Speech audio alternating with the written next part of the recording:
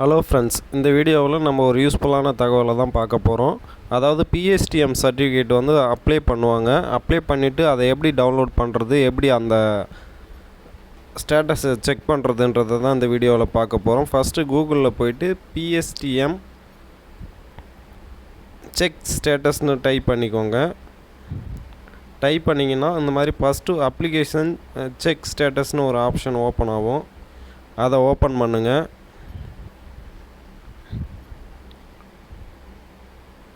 அதை ஓப்பன் பண்ணிங்கன்னா இங்கே பாருங்கள், கன்சூமர் நேம்னு இருக்கும்.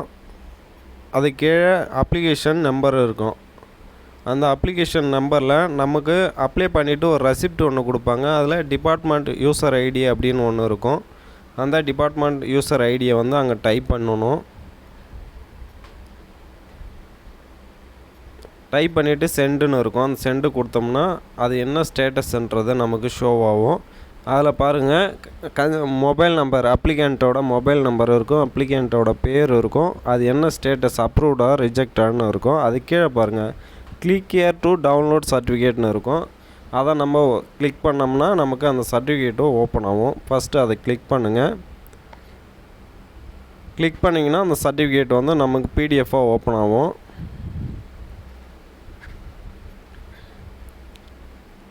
அதை ஓப்பன் பண்ணி நம்ம சேவ் பண்ணி வச்சுக்கலாம், இல்லை பிரிண்ட் அவுட்டும் எடுத்துக்கலாம். அதை சேவ் பண்ணி வைக்கணும்னா ஃபஸ்ட்டு கீழே ஒரு பென்சில் ஐக்கான் மாதிரி ஒரு ஐக்கான் கொடுப்பாங்க. அந்த ஐக்கானை நம்ம கிளிக் பண்ணோம்னா ஒரு நிமிஷம்,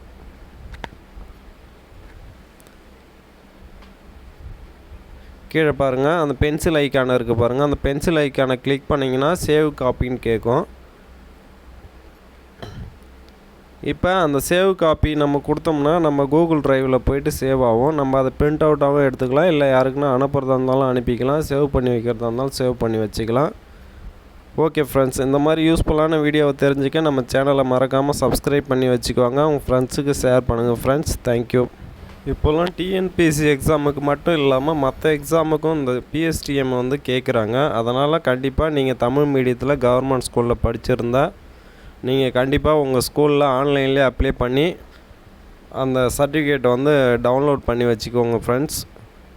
அது வந்து சப்போஸ் உங்களுக்கு அந்த அப்ரூவ்ட் ஆகாமல் பெண்டிங்லேயே இருந்ததுன்னா நீங்கள் எந்த ஸ்கூலில் படிச்சிங்களோ அந்த ஸ்கூல் காண்டாக்ட் நம்பர் இருந்தால் காண்டாக்ட் பண்ணி இந்த மாதிரி நான் PSTM அப்ளை பண்ணியிருக்கேன், அதை கொஞ்சம் அப்ரூவ் கொடுங்க அப்படின்னு சொன்னிங்கன்னா அப்ரூவ்டு கொடுப்பாங்க.